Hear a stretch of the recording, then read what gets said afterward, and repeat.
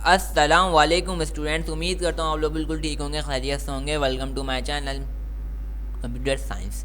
तो चलें वीडियो को स्टार्ट करते हैं। और हमारा टॉपिक बहुत इजी है आज, ज़्यादा नहीं, बस 5 मिनट की वीडियो होगी मुश्किल से।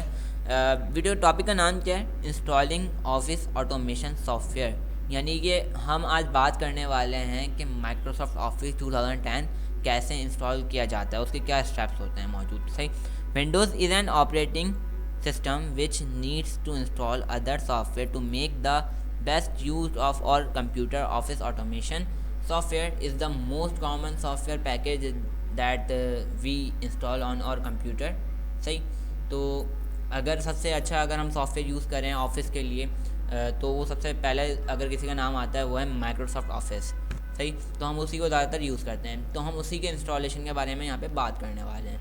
तो सबसे पहले आपके पास नीचे आ जाते हैं, to install MS office package we need to take following steps, यानी कि हम वो स्टेप्स देखेंगे।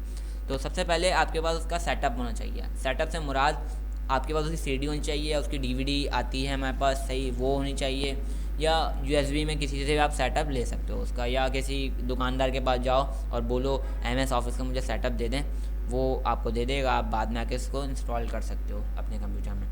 Check the box marked I accept term of this agreement and click on continue.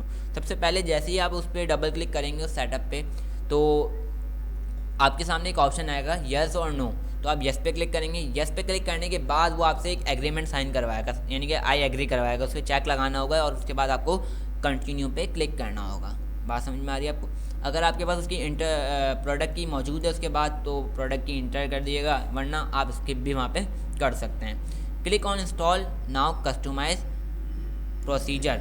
अगर आप उसको इंस्टॉल करना चाहते हैं डायरेक्टली, यानी कि अगर आप सारे सॉफ्टवेयर इंस्टॉल करना है, Microsoft Word, Excel, PowerPoint, Outlook, Access, Publisher, इसके अलावा भी और बहुत सारे सॉफ्टवेयर वहाँ पे मौजूद होते हैं। तो अगर आप सारे इंस्टॉल करना चाहते हैं तो इंस्टॉल नाउ पे क्लिक कर दिएगा। और अगर आप कस्टमाइज़ करना चाहते हैं, यानी कि मैं नॉर्मली एक्सेस इंस्टॉल करता हूँ, सही, पावर पॉइंट, एक्सेल और वर्ड को इंस्टॉल करता हूँ, पब्लिशर और आउटलुक को इंस्टॉल नहीं करता मैं पर्सनली। सही, तो मैं क्या करता हूँ, कस्टमाइज़ पे क्लिक करता हूँ। इंस्टॉल नाउ के बजाय कहाँ क्लिक करता हूँ, कस्टमाइज प्रोसीजर पे क्लिक करता हूँ। Select the package which you want to install, click on install now.